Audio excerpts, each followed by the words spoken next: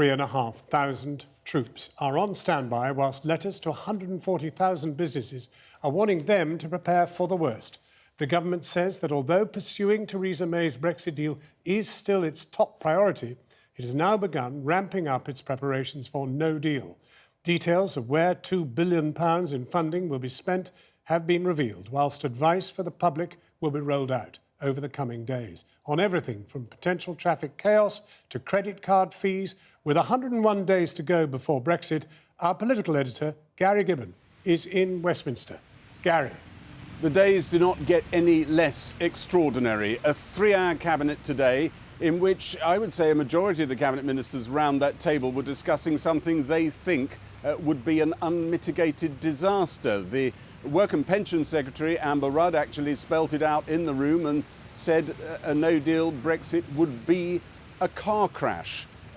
Theresa May knows that the Brexit side of her party, quite a lot of them, think all of this should have been done much earlier. On the Remain side, she knows that a lot of them think it is simply a scare tactic to try and get more MPs into her lobby backing her deal when she brings it back to Parliament in January. One week from when we had the Brexiteers trying to get a no confidence vote in Theresa May, you've got Remainers tonight saying, Anna Soubry and Nick Bowles, two Tory MPs, that they would probably resign the whip of the party and no longer vote with the Conservatives if no deal became the central policy. There were pot shots being fired at cabinet ministers, not very coded in that cabinet meeting there, and even talk of indicative polls to try and work out what policy Parliament might come up with, which kind of presumes it won't be backing Theresa May's policy. That was the cabinet today. Another day in the extraordinary life of this battered government and the Brexit project. With 101 days to go to Brexit, the Cabinet today agreed to implement full-scale no-deal plans. It means the government is contemplating presiding over a crash-out from the EU, which the Foreign Secretary in August described as a mistake we would regret for generations. The Business Secretary has said would be crazy. The Work and Pension Secretary has said is unthinkable. We need to recognise with 14 weeks to go that a responsible government is preparing for the eventuality that we leave without a deal. That is the responsible thing for the government to do. That is what we agreed at Cabinet. The plans include everything from buying space on ships to stockpiling medicines, plus sounding the alarm in messages to business and members of the public. The Defence Secretary suggested that the military might be needed too. Government sources said they might backfill police officers needed elsewhere for operations like traffic control for queues of lorries. We've as yet not had any formal requests from any government department, but what we are doing is putting contingency plans in place, and what we will do is have 3,500 service personnel held at readiness, including regulars and reserves, in order to support any government department on any contingencies they may need. Later in the Commons, Labour described the government's no-deal planning as an expensive bluff. It's a political hoax, and deep down, I think the government and this Prime Minister knows it. I know from personal experience how seriously she takes security arrangements for the United Kingdom, and to put ourselves in a position where they'd be jeopardised is not something that deep down I think she thinks could possibly be acceptable for this country. Former Minister Nick Bowles tweeted, "If the government were to announce that no-deal Brexit had become its policy, I would immediately resign the Conservative whip and vote in any way necessary to stop it from happening." Some cabinet ministers, like International Development Secretary Penny Mordaunt, think no-deal Brexit could be softened with side deals. She spoke of a managed glide path in a speech last night. The Justice Secretary David Gauke told Cabinet talk of a managed no-deal was fantasy, and the responsibility of cabinet ministers is not to propagate unicorns, but to slay them. The European Parliament's lead negotiator on Brexit tweeted, "There is no such thing as a managed no deal." There are a number of scenarios being floated in government without, I think, people really engaging on the consequences of that. Either the consequence to our democracy of not delivering on the referendum, not having Brexit, or the idea that we can cherry pick and have some sort of managed no deal where the EU would suspend its own red lines, which I don't think is feasible. Lorry jams have dominated the no-deal talk. The government's imminent guidance to businesses and households will flag up many other areas. The government is working on 320 work streams on no-deal preparations, and they are, the Cabinet agreed, now its principal operational focus. Well, earlier I spoke to the Brexit Minister, Chris Heaton-Harris, and I began by asking if he was confident of making a success of no deal. Well, yeah, I mean, obviously, as a government and as an individual, I want us to have a deal and get that over the line so we have certainty in that way. But yes, I'm very confident that the government will deliver on its plans for a no deal. Well, under those plans for a no deal, you have 3,500 troops on standby. You're spending hundreds of millions of pounds to ensure that there's clean drinking water in the UK. You're becoming the largest buyer of fridges to store stockpiled medicines. I mean, these are the kind of things you'd expect after a disaster in a third world country, not in Britain in 2018. Forgive me, but I think there's a tiny bit of spin on that. We have no plans to use the army in any of our contingencies. Let me just pick you up on that point. The Defence Secretary told the Commons that 3,500 troops were on standby if needed in a no deal. Well, but that's not spin. That's a fact to the Commons. No, that is you're connecting two things. There are absolutely no deal plans where we need the help of the army. But they're there. We don't they're on need standby. I mean, these are the kind of things you would expect after an earthquake or something. We are a responsible government that's planning for every eventuality. This kind of scenario, these kind of emergency measures, seem the very opposite of a responsible government. I mean, Guy Verhofstadt today, the EU Parliament's chief negotiator, said it was the height of irresponsibility. Well, I'm sure you'll be saying that about the European Commission's no-deal planning as well, or not, maybe in Guy's case. But no, we have a deal on the table. We've negotiated a really good deal for the country. We want to get that over the line, and so there's some more work being done on that. People have been criticising slightly unfairly the government for not having plans. When we slightly reveal the fact that we have been planning for no deal, there's criticism. I think that's a bit unfair. Isn't the reality that you're only having to spend this £2 billion of taxpayers' money to prepare for a no deal because you can't persuade your own backbenchers to back Theresa May's deal? No, this is a responsible government that's preparing for every eventuality. I think no matter what the parliamentary maths, until the deal was ratified, we would be doing this. So this no-deal planning is a hoax to try and scare your MPs into backing Theresa May's deal? No. Tell me why not? Well, because it isn't. Do you accept that Brexit will cost us, any Brexit plan will cost us more than staying in the EU? Dozens of companies are moving part of their operations out of the UK in preparation. This is happening now. Brexit is costing us now, and it'll cost us more in the future. So in every forecast, in all the Treasury forecasts, in every situation, our economy was growing in the future. The optimum But not as deal, much as if we'd stayed in the EU. But I think you'll find we had a referendum where more than 1 million people voted to leave the European Union than voted to stay in. 17.4 million people. People voted to leave the European Union. That's what this government is going to deliver on. Regardless of if it made them poorer? They knew they wanted to leave the European Union. And even if it made them poorer? No, the economy is going to continue to grow in every Treasury forecast that we publish. But not publish. as much as if we'd stayed in the EU? Well, there you go. But how can you be so confident that people are happy to leave the EU now? Why not put it back to the test, put it back to the people? Well, I think you're kind of running around in a circle to answer your own question. If we were to go down that route, it would mean, the process for a second referendum would take more than 6 months. That means we would have left the European Union without a deal, which is probably not what people who are calling for a second referendum might want. I noticed you just can't say one way or the other whether it's a price worth paying to leave the EU, and that will make us all poorer than if we stayed in the EU. Well, I don't recognise your concept, because I actually think we've got a bright future outside the European Union. The Bank of England scenarios, scenarios say that we will be poorer than if we stayed in. Yeah, and Treasury forecasts occasionally haven't been exactly as accurate as people would have liked them to be. Why are you so frightened to put back all the options to MPs? I don't think we are frightened. I think we've passed legislation that detailed this process that MPs voted for. We're going through the process. We now have a deal on the table that guarantees the certainty, removes some of the fears that you've expressed in your questioning, and I'd like to think MPs will vote for that deal. But the legislation was set out over a year ago. Chris Heaton-Harris, thank you very much. My pleasure. Rebecca Long-Bailey, the entire body politic is in the dock tonight. I mean, here we are with an emergency planning now going into action for a no-deal Brexit, which business is saying is going to be utterly catastrophic.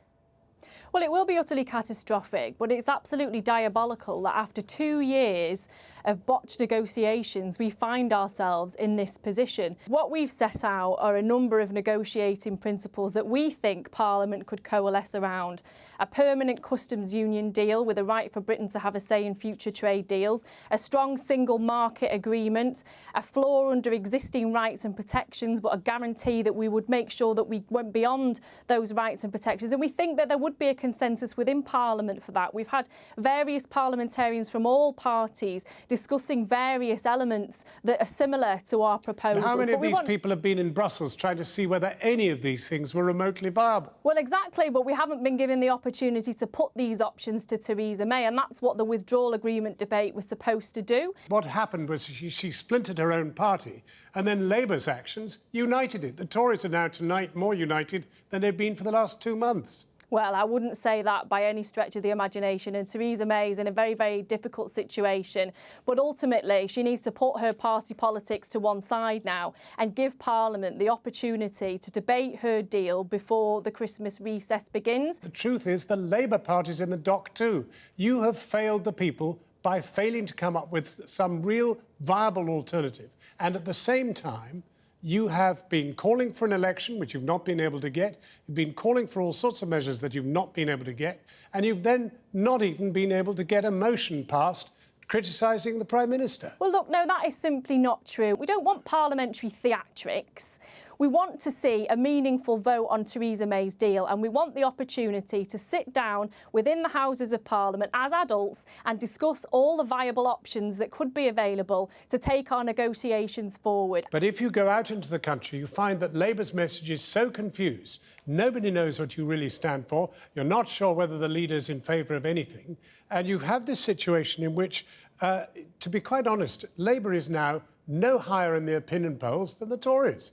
What's confusing about saying that we want to have a strong customs union deal with a right for Britain to have a say in future trade deals, a strong single market deal that makes sure that we don't have any regulatory barriers, and a strong relationship in relation to rights and protections that protects consumers, our environment and our workers here in the UK. We've got a situation in which the government is now going for emergency planning. We've got 100 days to go. Where is Jeremy Corbyn tonight? I mean, what is he saying? Well, the thing that angers me about the emergency no-deal planning situation is that consistently, rather than allowing Parliament to debate Theresa May's deal, she's trying to engineer the option of it being a choice between her deal and no deal. There is no appetite within Parliament for no deal. You're putting on a very courageous front here, but the truth of the matter is it's Jeremy Corbyn who should be doing this tonight. He's nowhere to be heard. Jeremy Corbyn has been speaking to the press. He's been taking forward our arguments within Parliament. He spoke at length yesterday in the Chamber about the deficiencies in Theresa May's deal and what she needed to do next. But this is not just about Jeremy Corbyn. This is about our democracy. It's on trial at the moment. And we need to make sure that the deal that Theresa May was proposing to put to Parliament actually goes before Parliament. And it doesn't get kicked into the long grass until after Christmas so that she can engineer this fear-mongering project where she establishes a choice between her deal and no deal. That's not what Parliament wants. I don't think it's what the people of Britain want. They want a good deal that respects the referendum but puts the interests of our economy and our communities first. Rebecca Long-Bailey, thank you very much indeed for talking to us. The front line of a no-deal Brexit is Dover, the critical gateway for trade between the UK and Europe. Today, the biggest customs firm inside the port told this programme that crashing out of Europe without a deal would create Armageddon, that's a quote, for the United Kingdom, warning that Dover had no chance of being ready to cope with the millions of additional checks. Our business editor, Siobhan Kennedy, has this. More than 2.5 million lorries have passed through the Port of Dover this year alone, carrying billions of pounds worth of food, clothes and medicines to and from the continent. Only a tiny proportion, about 3%, come from outside the EU and need their paperwork checked. But if there's no deal, all that will change. Back in 1992, before we joined the single market, Dover was a very different place. The gates here were locked and there was high security, and every single lorry passing through needed to be checked. Back then, there were 130 different customs agents or companies that needed to do the paperwork. If Britain leaves the EU with no deal next March, then all these lorries passing through would once again need to be checked. The only difference is this time around there are just 17 different customs agents, and in the meantime the volume of lorries turning up here has more than doubled. And if you were told this week, for example, listen, we're moving to a no-deal scenario, we simply cannot get agreement in Parliament, could you do it in time? Oh, no chance. It takes us 6 months to 18 months to train a customs entry clerk, and we have 35 trained customs entry clerks in our business. Steve Appleby is one of the bosses at the biggest customs clearance firm in Dover. His team do the checks on the small number of non-EU trucks. It takes about 20 minutes per lorry. But for anyone who thinks it's a simple procedure, look at this. It's quite a good example. That's one truck. That's one truck of what we as customs clearance agents in Dover and the UK do. The point is, these types of checks happen for 3% of the trucks that come in and out. 100%. In a no-deal scenario, you're looking at 100% worth of check paperwork, yes. Could you cope with that? No. We'd like to, and we'd like to be part of the solution rather than part of the problem, but we need help.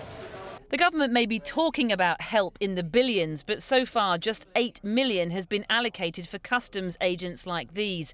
Under a no deal, Steve says he'll need to go from 35 to nearly 300 staff, while nationally an extra 10,000 customs checkers will be needed. That's the view on the ground at Dover, but at head office, the chairman of the group had this even more stark message. But having a no-deal Brexit and stopping on the 29th will be Armageddon for us here. It's not Project Fear, it will become reality. And that frightens all of us.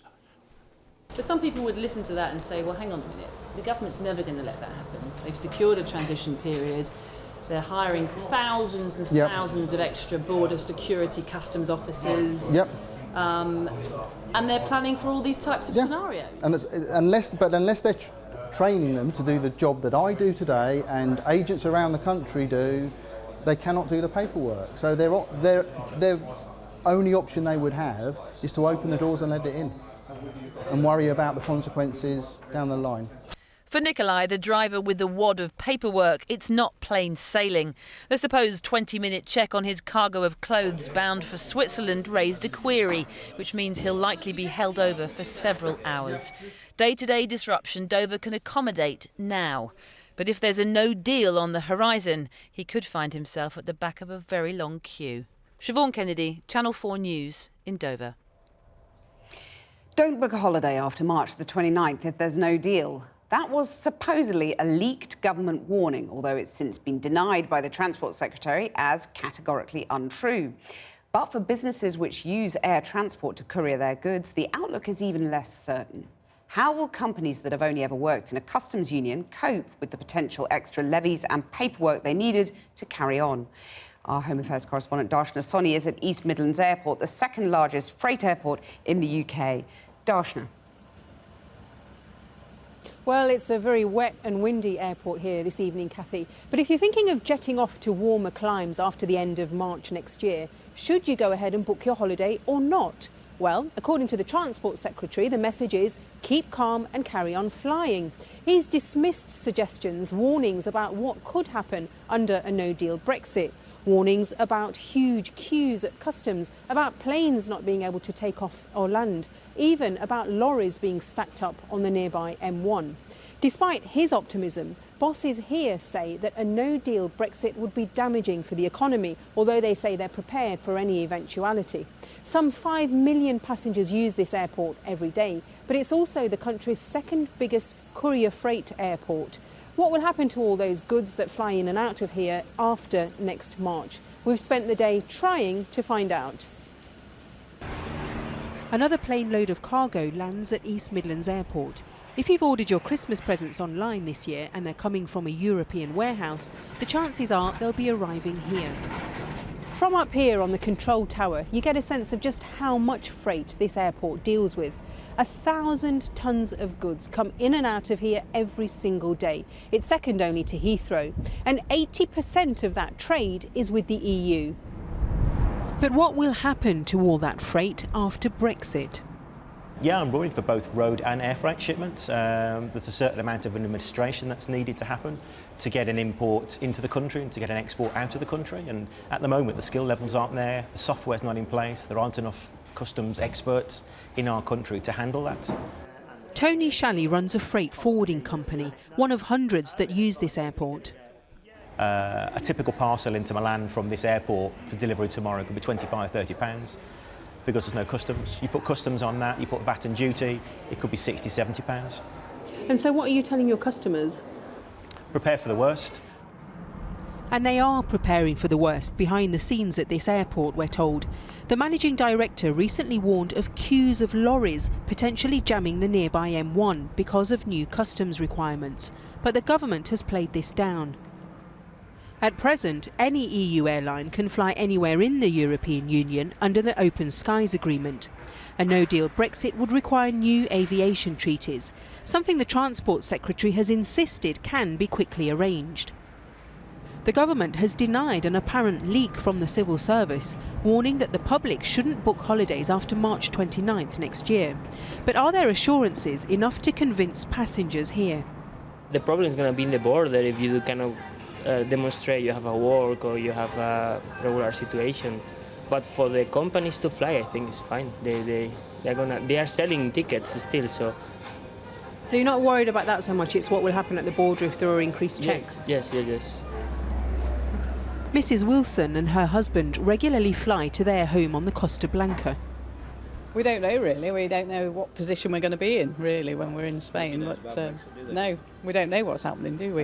And is that a worry?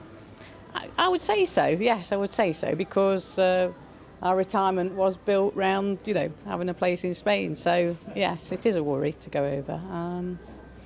We just hope the deal is good for us. For now, the Wilsons say they'll keep booking their flights to Spain. But like the rest of the country, they can only watch and wait to see what happens in the 100 days ahead. Darshana Soni, Channel 4 News at East Midlands Airport. Now, joining us now from Westminster is the former Business Minister, Anna Soubry. Anna Soubry, you probably heard him, the shadow, he's the shadow Brexit Minister, Keir Starmer, saying this is a political hoax. It's not going to happen. Well, I hope he's right, but he's got to get his party in order and step up and be a proper and effective opposition. At the moment, they are not behaving like that. In fact, the only thing Jeremy Corbyn actually achieves is, one, in uniting the Conservative Party, and secondly, turning our mess into his mess. But you're saying that if this does happen, they'll have you as an opposition to deal with? Oh, absolutely. I mean, this is the most... It's almost outrageous that the Conservative Party, which is traditionally, and rightly so, the party of business of all sizes, from all sectors, finds itself in the quite disgraceful position of even contemplating such a thing as a hard Brexit.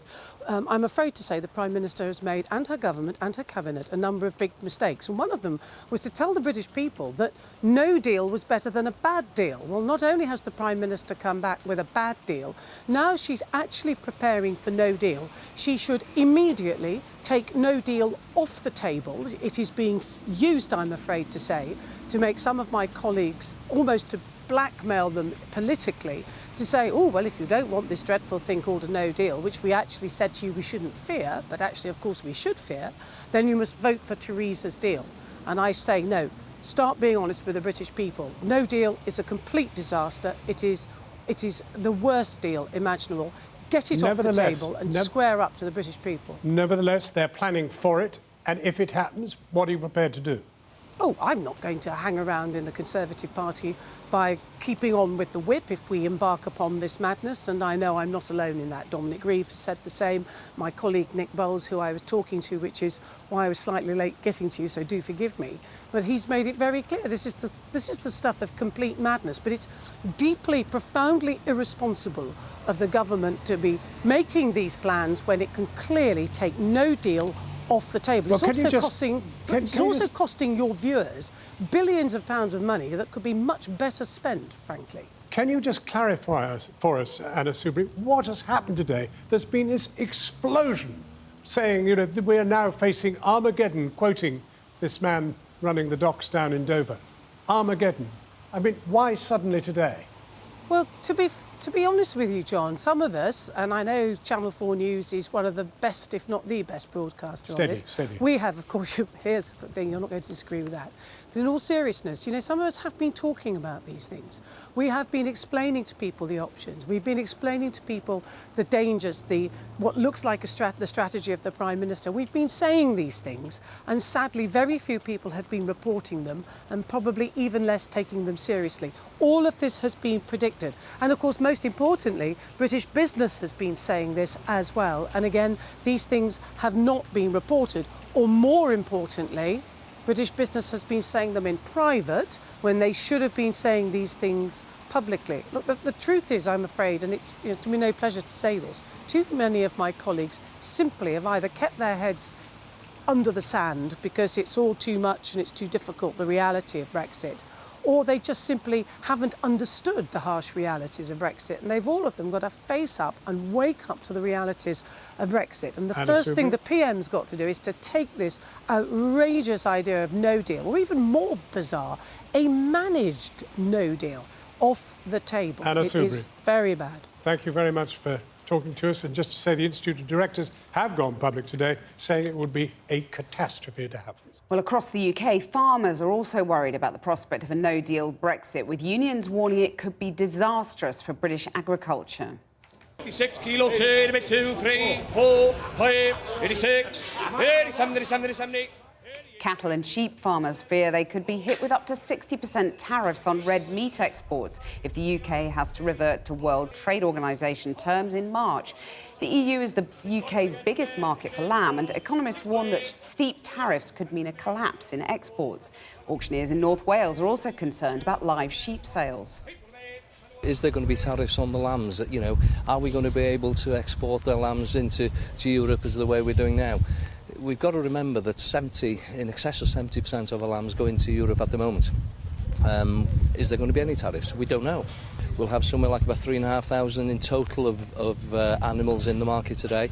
And you think when you've got 70% of them going into Europe, it's a massive amount of money involved for the farming industry. Well, I'm joined now by the President of the National Farmers Union, Minette Batters. Are you yourself reassured or alarmed that the government is planning for a no-deal Brexit? Well, we're reassured, and indeed we've been working with them on planning for a no deal, because it's very clear now that this cannot be left to chance, and if anything, no deal is the only certainty on the table at the moment. What does no deal mean then? I think this is one of the big challenges, that no deal doesn't actually cover off what no deal really means. I mean, what are the implications of no deal? Well, the implications are that route from Calais to Dover is a critical route, so 11,000 trucks coming in every single day with food and drink.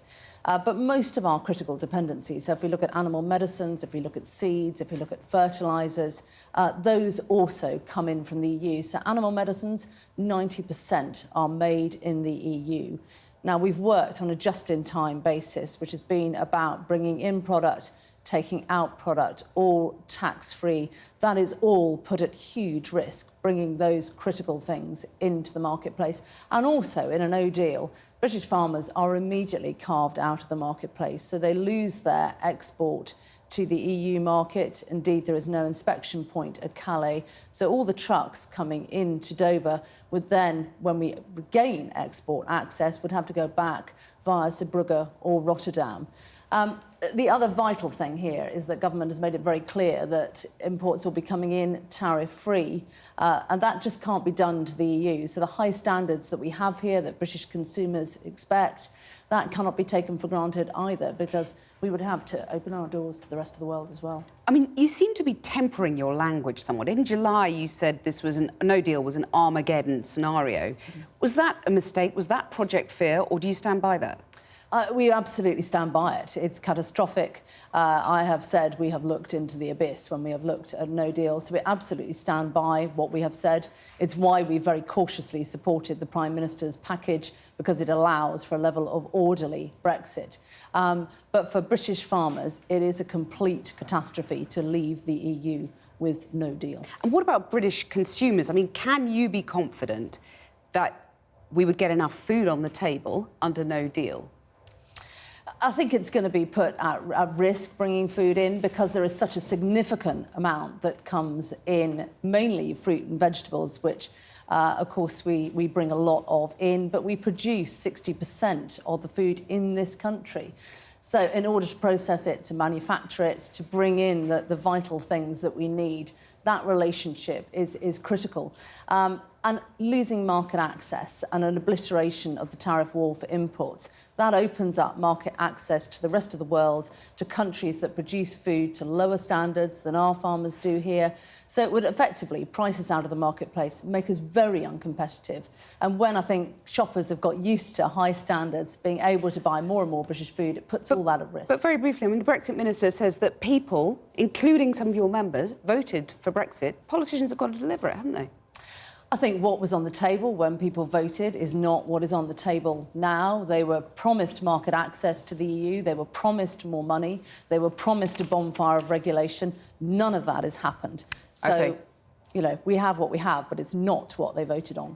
Minette Batters, thanks very much. And later in the programme, we'll be joined by the comedian Rory Bremner and the writer Robert Harris for an alternative look at what the Brexit future could hold.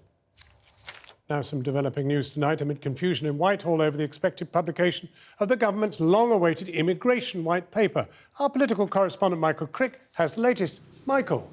Well, John, I can report to you that the immigration white paper will be published tomorrow. We're expecting it in the summer, then it's been postponed and postponed and postponed. But it's a reflection of the extraordinary goings-on in government right now, that the rows over what should be in the white paper have been continuing even this evening. But it seems to be settled. The crucial issue is over the £30,000 threshold which will be applied to high-skilled workers, which currently applies to the rest of the world. The Migration Advisory Committee suggested to the government in September that should be extended after Brexit to the EU.